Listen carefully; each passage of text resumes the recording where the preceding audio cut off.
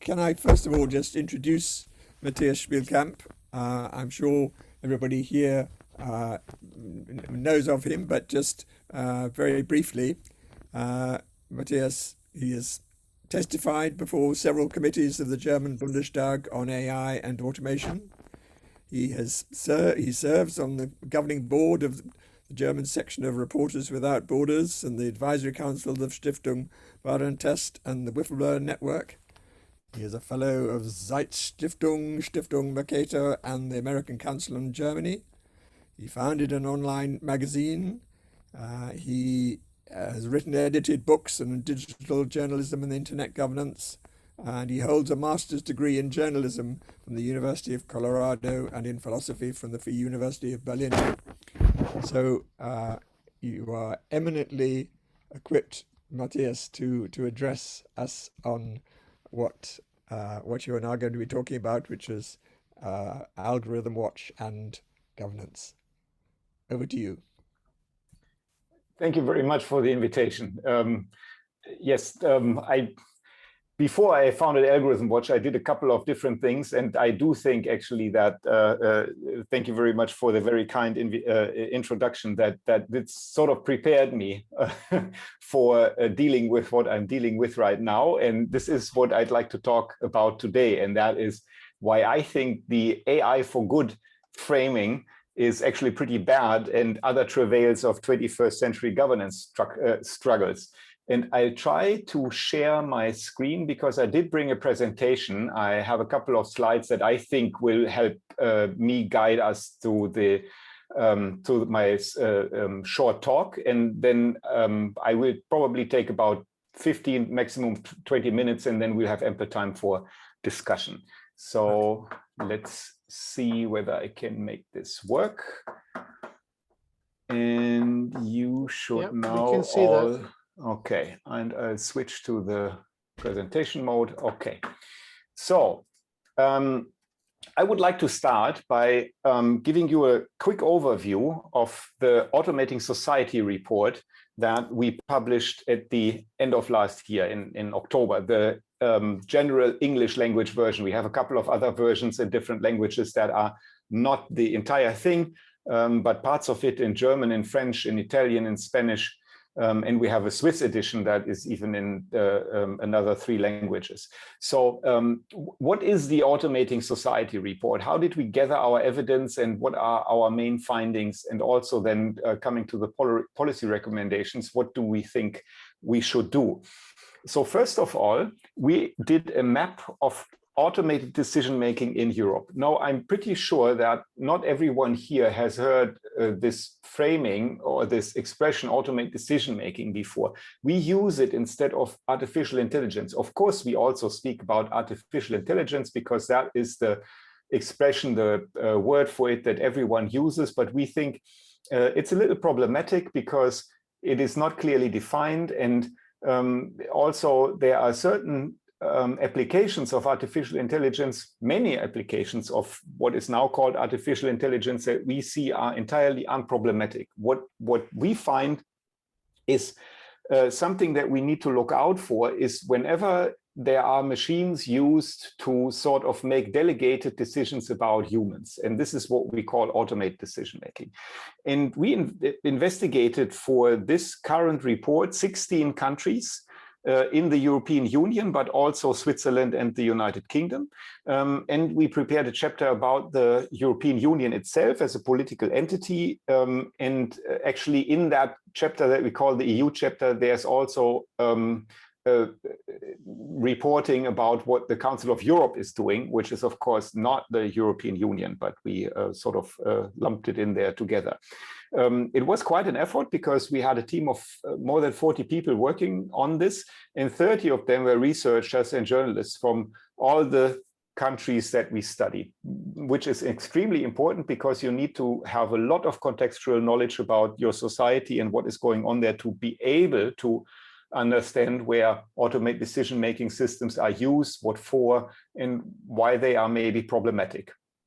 So our main findings is that we are actually already living in the automated society because it's a part of everyday life for millions of European citizens, affecting their health, welfare, job, and rights more broadly.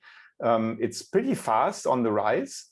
And the clearest example of this is face recognition, because when we did the first iteration of this report that started in 2018, the research for it started, and then it was published in 2019, there was almost no indication of face recognition being used. And now it's basically everywhere. We have found applications of face recognition in all the different countries. But this is just, one very prominent example that spans the continent.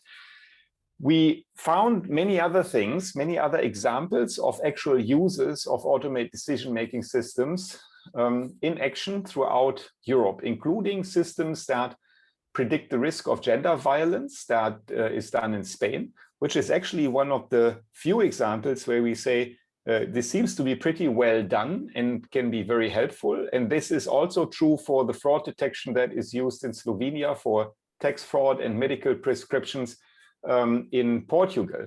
Now, it becomes a lot more problematic when we look at systems that are used to best allocate pupils in schools, for example, in Belgium, or for what is called predictive jurisprudence, systems that assist judges in court that are used in Italy, or, which is a little odd, but also quite Orwellian, a smile detection system that is being used in Poland by banks that is basically detecting how often people who work there, employees of the bank, smile and how customers react to it, and then basically give a score based on this analysis.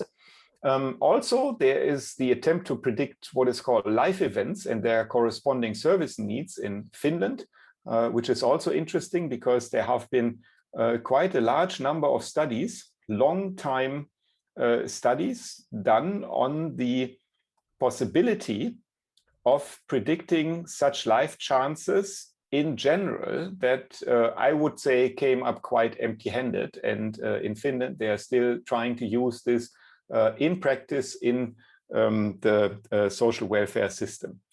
Now, what we found out, except that they are used, these systems are used in many places, is that this automated society is opaque, because there's a fundamental lack of transparency that has been described and denounced by all our researchers in all countries. And we think this needs to change, because the result of this is that it is very difficult to research and consequently also provide an evidence-based judgment concerning the overall contributions of automated decision-making systems to society.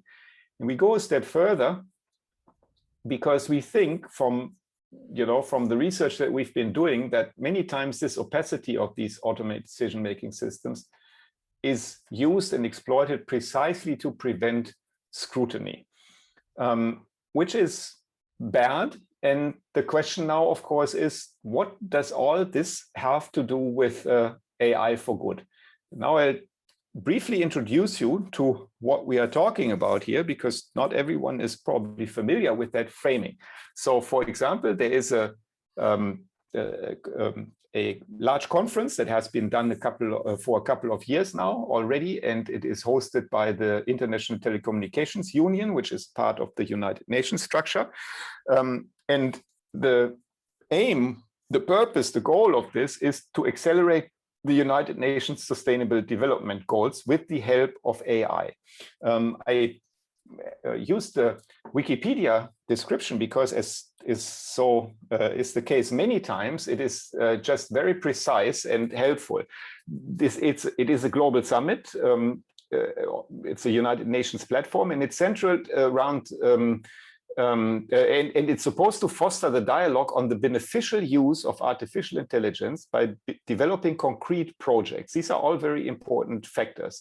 The impetus for organizing global summits that are action-orientated came from the existing discourse in artificial intelligence, because there was the assumption that research was dominated by research streams such as ideas to improve for example, movie recommendation algorithms. But the AI for Good Global Summit aims to bring forward artificial intelligence research topics that contribute towards more global problems, in particular through the Sustainable Development Goals that I suppose everyone is familiar here with. And there are different iterations of this idea of AI for good. If you just search for this, for example, you find tons of results for this expression, and it has been used widely. For example, also by the French government, who have their own platform and conference on AI for good, where they say that we want to put the actors of the European artificial intelligence ecosystem at the service of a better world, AI for good, launched by the Assemblée Nationale, organized by the President François de Rugy, is a global initiative gathering the European AI ecosystem to contribute with AI to positive impact projects. We aim to put AI at the service of social innovation to support the digital transformation of the humanitarian field and find concrete solutions. And I'll show you one more slide, and then I'll come to, let's say, my take on it, because I do think this is sort of interesting and telling.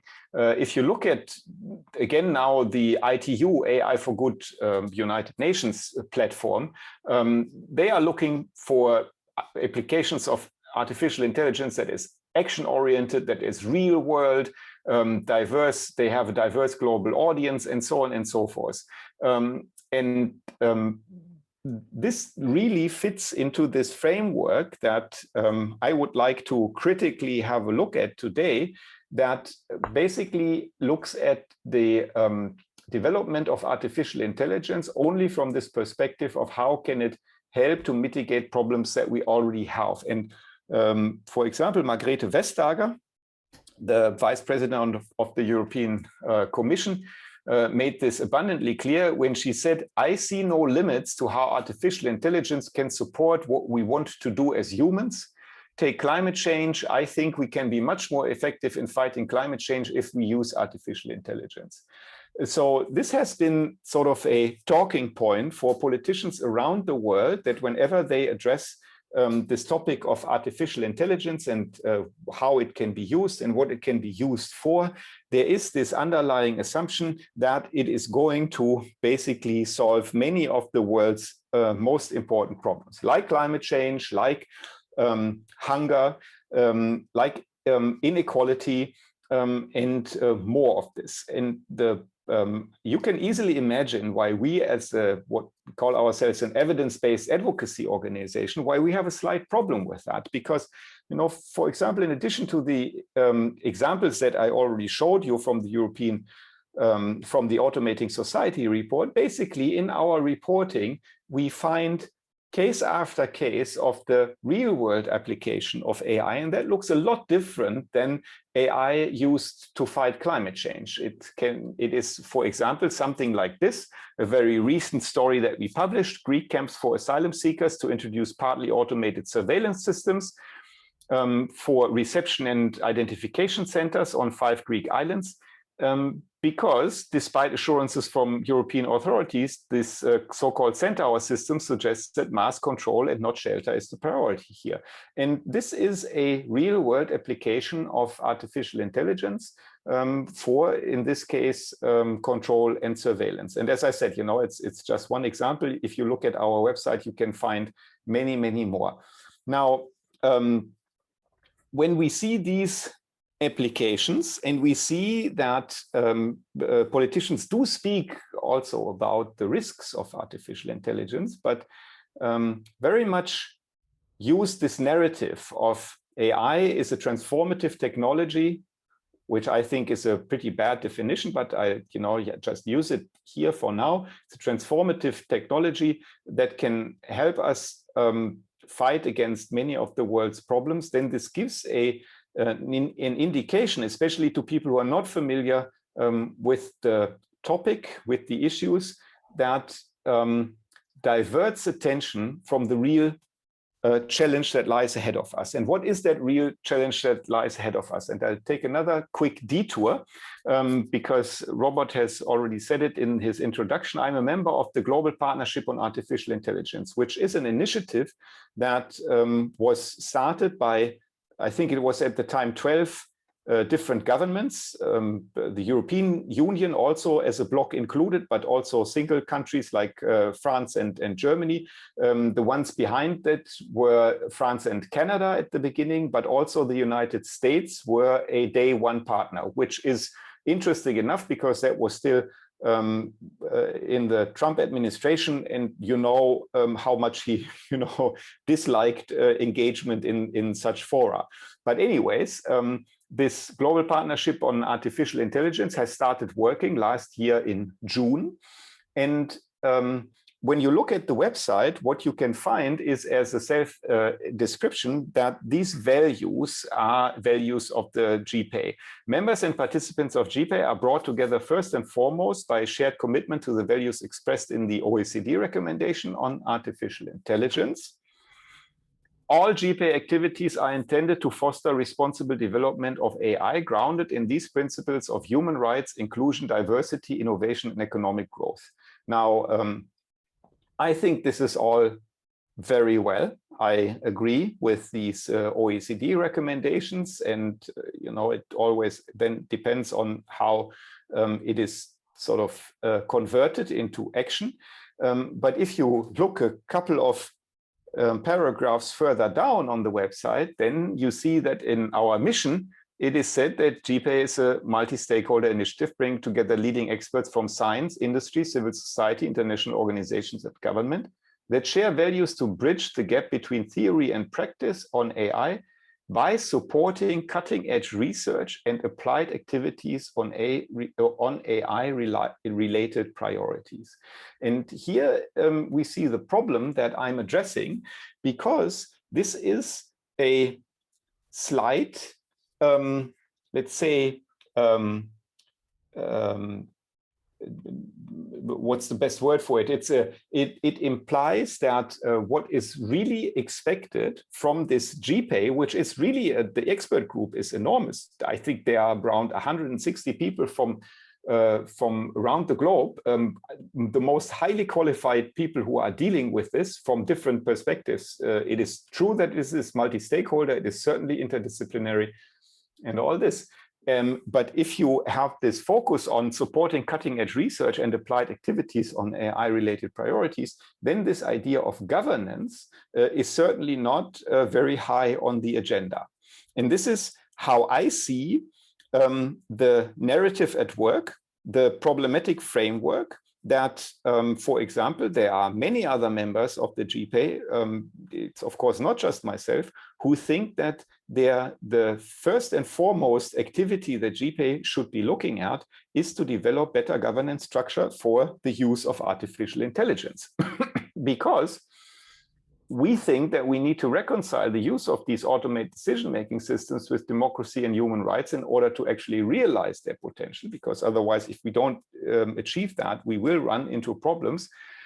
And to do it, we need clear and effective governance frameworks. And because of this, as a result of our Automating Society report and other research that we have done in Europe especially, but that applies around the world, we developed a couple of policy recommendations. And one of them is to increase the transparency of ADM systems, for example, by establishing public registers for automated decision-making systems that are used within the public sector.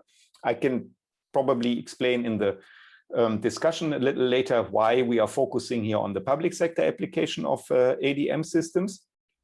And also to introduce legally binding data access frameworks to support and enable public interest research, meaning that there needs to be access to the data that is held by large companies who are using artificial intelligence as a general underlying technology for their services or their products, and also to create a meaningful accountability framework for these systems by developing and establishing approaches to effectively audit algorithmic systems, which is a very, very, let's say, a difficult thing to achieve, because the work on this is done in many places around the world, but I would still argue that it's in its infancy.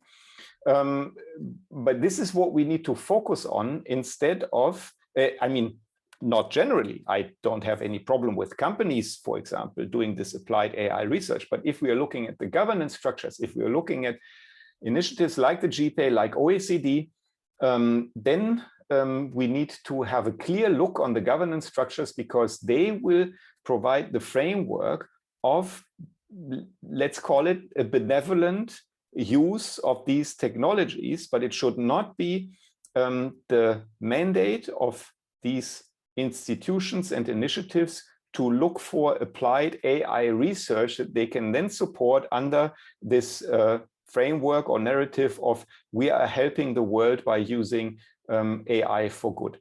You can find the Automating Society report, of course, on our website under this URL, and you will also find the positions that we have developed over the last couple of years on that website as well. And now I'm really looking forward to the discussion. That is great. Thank you very much indeed, Matthias. You've covered a lot of ground there. What I'd like to do in the discussion is if we could sort of broadly follow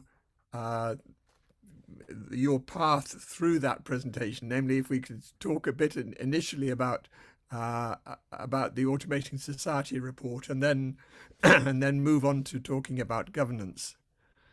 And perhaps if I could just sort of start off with the sort of first question, which was that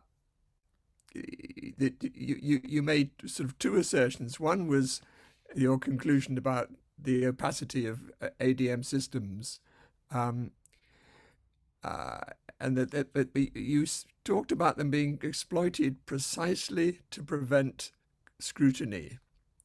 And that seems to suggest sort of malintent, and it's quite a strong assertion. And I'm wondering what you base that assertion on. So let's take examples like the one I showed a little later about the new surveillance technologies that are used or are supposed or proposed to be used in these asylum centers in Greece.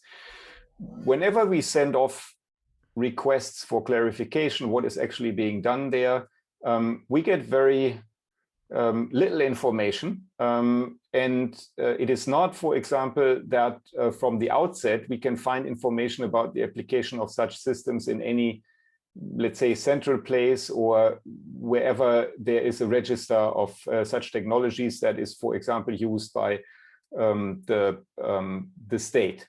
I can give you another example. We found that I think in 12 European countries, I may be incorrect about the exact number here because I would have to look it up. It was a story we published last year.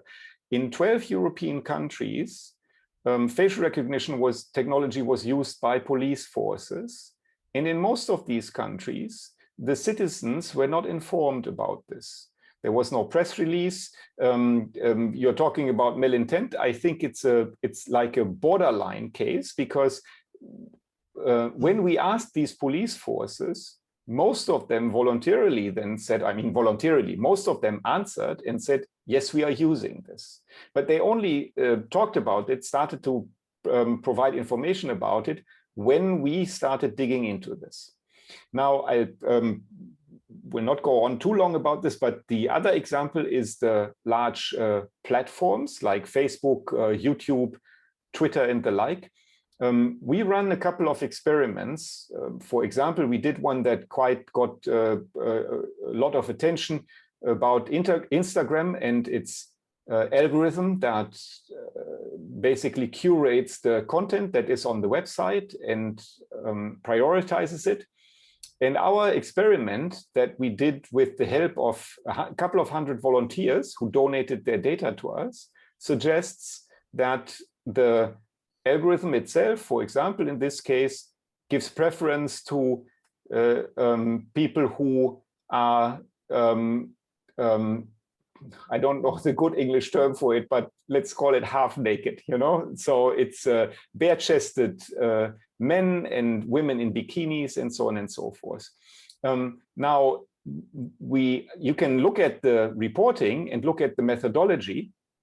It's not like we are too stupid to understand that people do like to see these images, and that we are just assuming that, it's malintent on the part of the platform because this is all over the place, and we discount that people have such preferences. No, but you can run experiments with the methodology to find out whether there is a different factor here at work.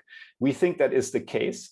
And whenever we ask the companies about our experiments and ask for more information about how this comes about, we either receive no response at all, or we receive responses like, you have misunderstood how the platform works, but we will not provide you with more data and more information so you can validate or falsify your claim. So this is why we actually think, it's not a one size fits all, or it's not like a general assumption that everyone has malintent here, but it's certainly not the case that people are volunteering information about these systems. Right. Are there some other questions about that Automating Society report? Keith. Thank you very much indeed. Fascinating presentation, Matthias. Thank you very much indeed. We all know that the internet and a whole raft of other things which now can be regarded as quite beneficial originated for military purposes. And I can understand opacity, both in the commercial sense, that clearly in a competition for getting market share, companies don't want to share too much their technology and how they're developing it. And I can also understand, of course, from the military industrial complex, where governments don't want to disclose if this is seen as being central to cyber security and the security for their own citizens. My question is this: how far do you find these issues are being driven by governments? And you referred to the use of AI in various security contexts.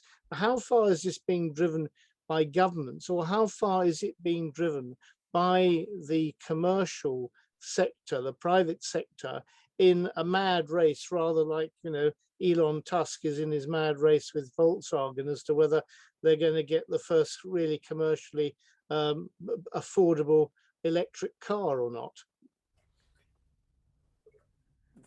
I have first to tell you that we are not looking at military applications of AI. We could do this in our journalistic reporting, because whenever we, let's say, find something interesting, then we do a story on it, if we are able to do a story on it. But systematically, we are not looking at the military uses, because we said, we have to focus on other things. We are a small organization. This is not our focus. There's a lot of discussion about, for example, going on whether it would be appropriate to ban artificial intelligence applications for military purposes. But this is not what we are engaging with. But coming to the transparency part of this. So yes, first of all, I agree that there is justified secrecy in this world. We could discuss a lot about how far it should go, especially with regard to governments, but also trade secrets and the like. What we are seeing is that many companies and many public sector entities could provide a lot more information than they are providing right now, without jeopardizing these, for example, intellectual property issues. We are not an organization that continuously asks to disclose the code or disclose the algorithm itself, for other reasons as well, because in many cases it's neither sufficient, because even if you have the algorithm and didn't have access to the data that it is analyzing and that it uses to come to its predictions or results, then you only have half the picture. But it's also in many cases not necessary to have it, because you can give a lot of explanation about the purpose of the system and the model that is being used without disclosing the algorithm, or even disclosing so much that a certain competitor would be able to benefit from it. But I would like to make this one comment. What we see more and more, and this is like not a very surprising development, looking at all the other developments of technology, and we've been talking about the war industrial complex for a long time, and this also manifests here with regard to artificial intelligence. We have all these companies that are engaged in cooperations and collaborations with governments on, we would say, particularly problematic applications like face recognition, like automated drones, also border control.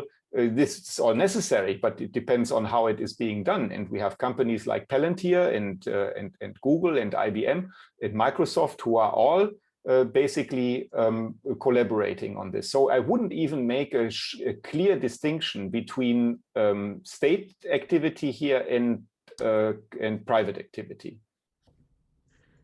Thank you. Lars, you have a question? Yes, thanks for the great presentation and the great work that you did. You looked at multiple countries, and you probably have seen differences as well and commonalities.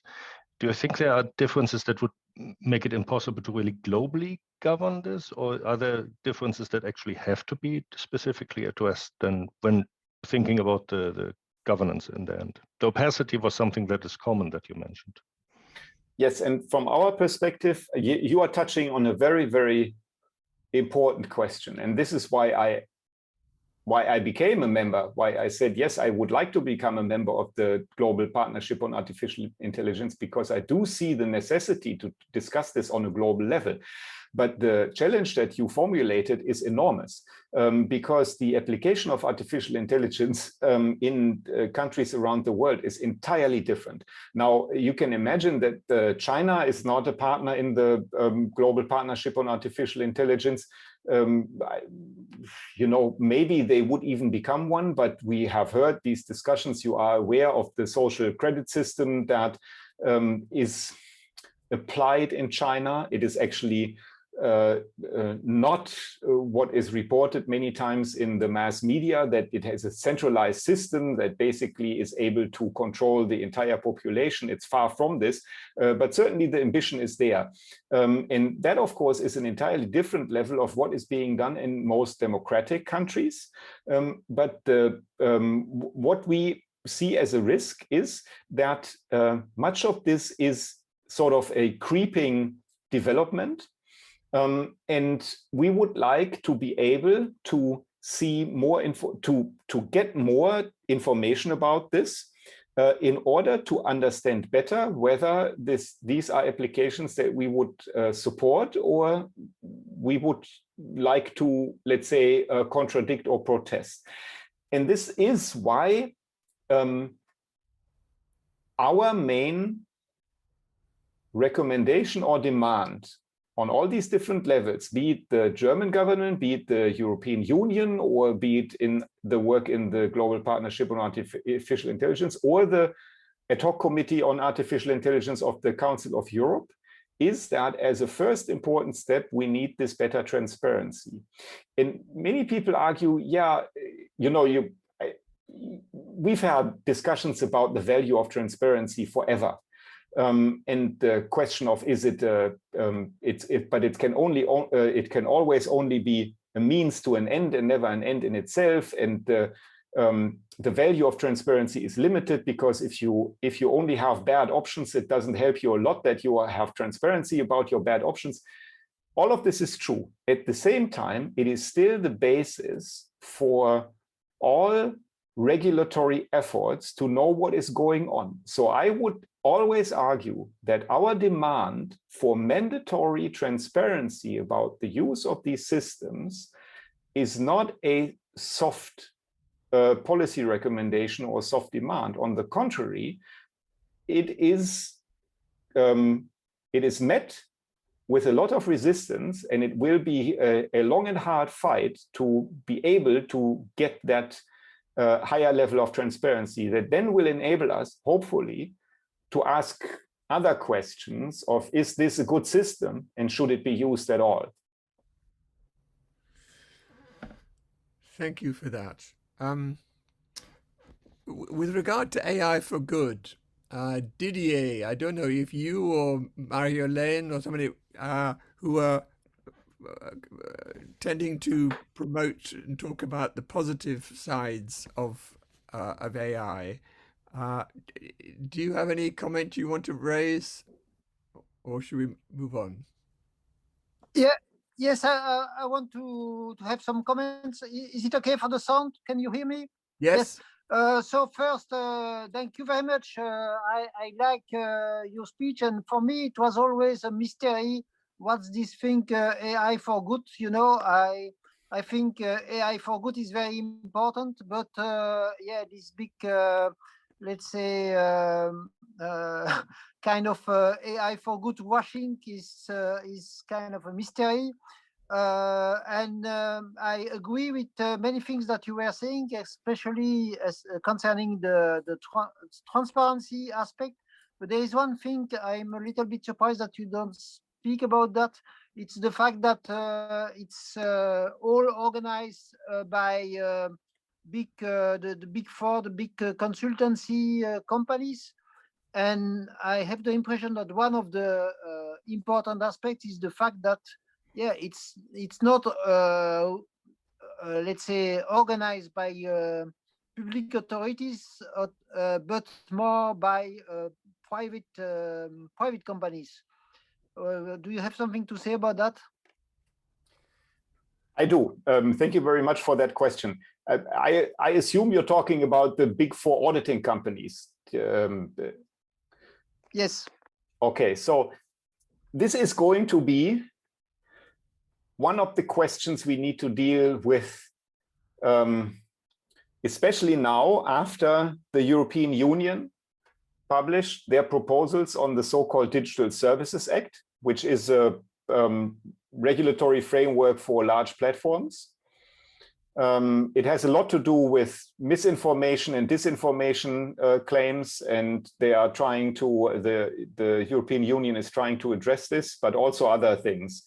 And then also the publication of the EU AI regulation that came out a couple of weeks ago, because they have something in common, and that is this idea that there should be better auditing structures for this.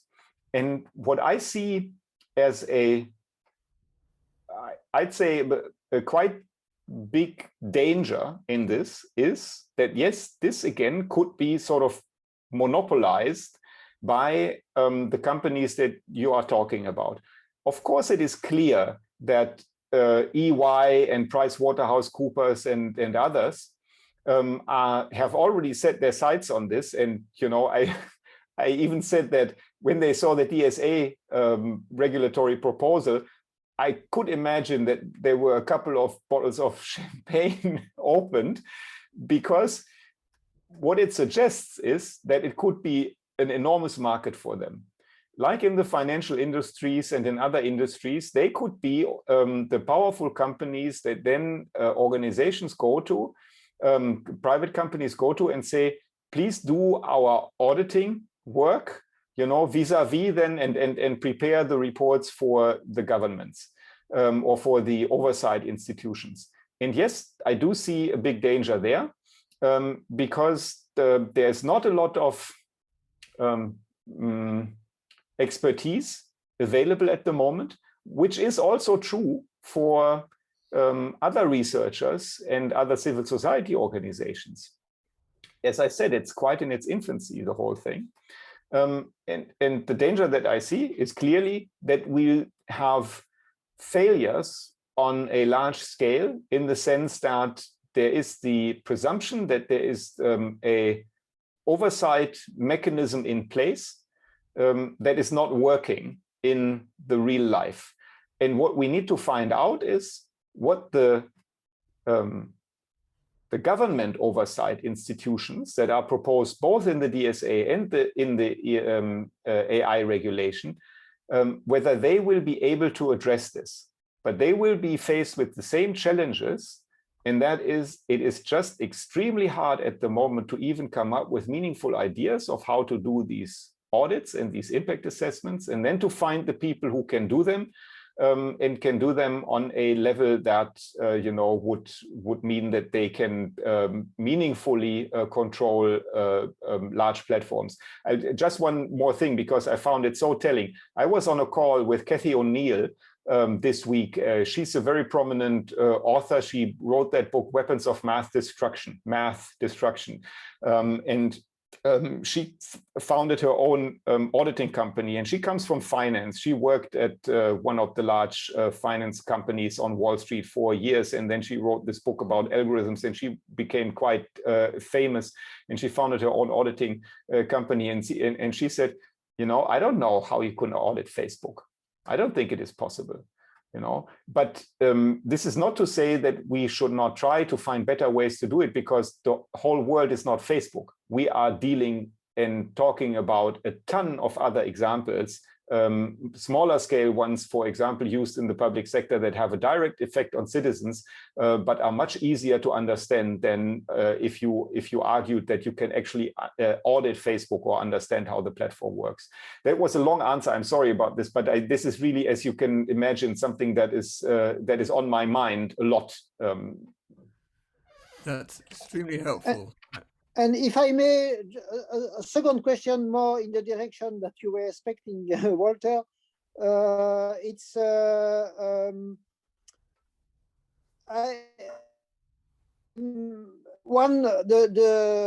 European Union and other, let's say, authorities are working on a lot of solutions for AI for good concerning the health sector, and you were not speaking at all about that. And you were speaking, I think, among other things, about Finland, and there they have a lot of use of AI for health. So, do you have something to say about that? Very little in this case, because the health sector is also something like mobility that we had to exclude from our focus. We have basically 4 pillars that we are looking at, which is AI use in the public sector, then what we call the public sphere, so Facebook, Twitter, YouTube, such things, then AI and work, but not like are the robots going to take away all our jobs, but it's more about the management, human resources, use of automate decision making. And the 4th part is sustainability and AI. So we had to exclude other things because, as I said, we are still a very small organization. What I can say about health, though, is that I think we can learn a lot from the health sector, because there are not just bad, but also some very good examples of meaningful and effective regulation in the health sector that could be helpful to use as a case study and maybe a good practice example, because it's one of these sectors where they have always been used, not always, but for a long time been used to look at complex systems, be they AI driven or not, but complex computational systems have been around in the healthcare sector for decades, and had a way to assess them and in a very high stakes environment. Because if you are dealing with life and death of patients, then the threshold is quite high. And I do think that we can learn something from looking at the regulatory and governance structures in the health sector, but unfortunately, we're not doing it ourselves. Thank you very much for that. And perhaps if that can take us on to the question of Europe's latest proposals for harmonization and its new regulation. Do you feel that that is a positive step? And secondly, do you see that supportive of an ultimate global governance or in conflict with it? I do find it helpful that the European Union is ambitious about this and has said we are going to propose these regulatory tools. Now, I will openly say that we are struggling with the interpretation of what we are seeing, like the DSA and the AI regulation, because they have so many interdependencies with what is already in place.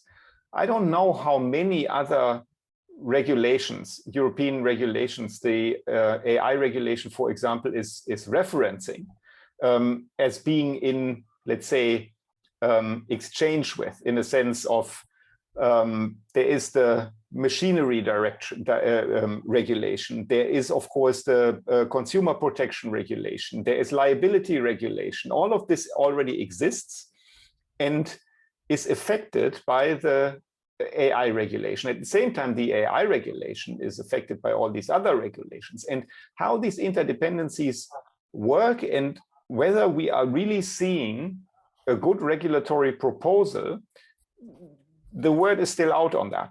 You know, hundreds of people, I suppose, worldwide are trying right now to understand the implications of these proposals. And it will take some time, but at the same time, as always, with this regulatory process, it is continuing, you know, and some people have already started lobbying. I mean, of course, they have started it before. There are reports about the lobbying activities by companies like Google, who spend millions on this and have teams of dozens of lawyers who are looking at this and trying to, first of all, assess it and then also influence it to their advantage.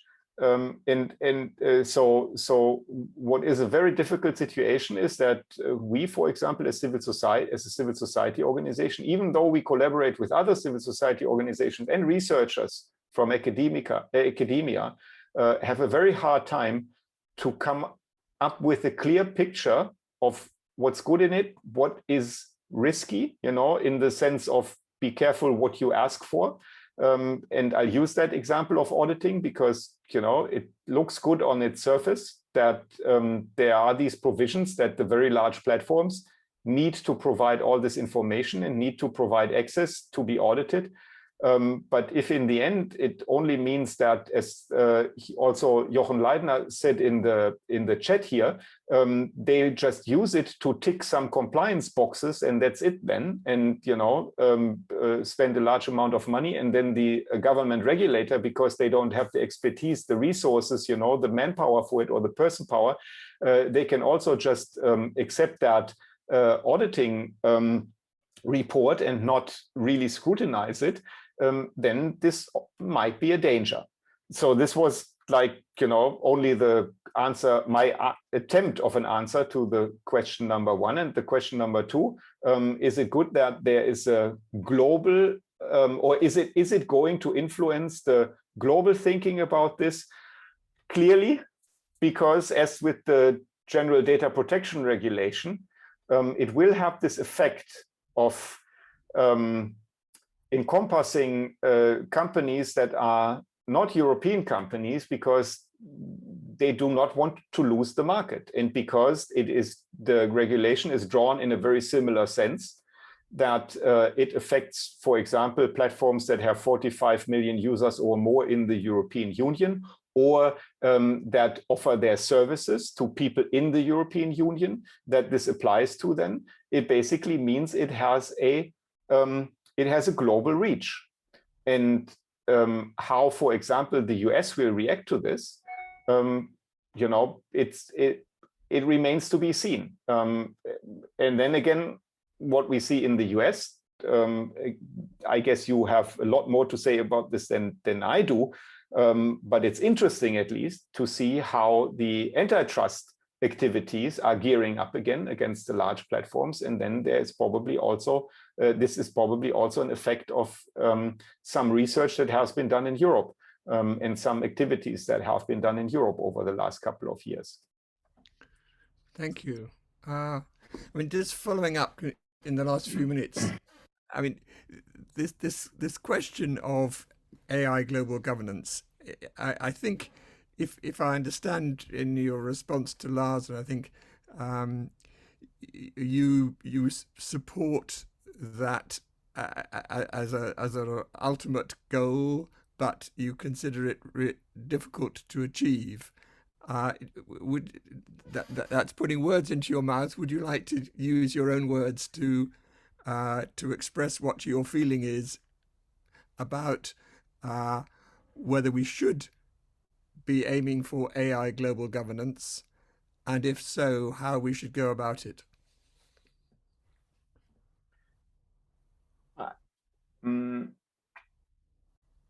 I followed the internet governance activities, the Internet Governance Forum and the WSIS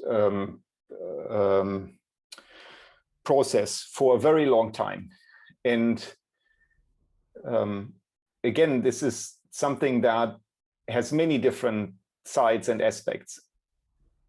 I still remain quite a fan of it, of this idea that there is a multi-stakeholder forum that does include civil society, business, governments, academia, the technical sector, and tries to come up with governance ideas and structures on a global scale. Do I think that, or in this case, it was clear from the outset that this process should not have the mandate to work out binding treaties. And of course, many people see this as a huge disadvantage because there are not even resolutions, in a sense, after these fora take place. And many describe these as talking shops with, that are basically already dominated by either government interests or the corporate interests. But if we think about what could be the alternative, I don't see a lot of options, because a United Nations treaty on the governance of AI, first of all, seems so far away that it would not be something that I would realistically try to work on. Secondly, also, this would be very multilateral, and we have seen how detrimental to certain goals multilateralism can actually be, because these are negotiations then we would have to have with countries like Saudi Arabia and Turkey and Russia and China and others that definitely have a very different set of values than the countries we live in. So, again, it's becoming quite clear from also the hesitating style I'm thinking aloud here, that I'm struggling with this. I think that a forum for these discussions is needed, and it could be a different forum than, for example, the GPay that we're having right now, because there are a lot of problems with that forum. It could maybe be something a little more like the Internet Governance Forum. But will this then in the end mean that we have a global governance of AI? Maybe something similar to it. Let's put it that way. Okay. Matthias, we've run out of time. You did very well to answer as best you could, express your views on that last subject, which was very helpful and informative. Thank you very much indeed for your talk today. Thank you very much for being so open in your discussion, and we look forward to continuing the dialogue in some form or other in the future. Thank you. I would appreciate that. It was a pleasure. Thank you very much. Very good. Okay, thank you, everybody. Thank you for your participation. Bye-bye. Bye-bye.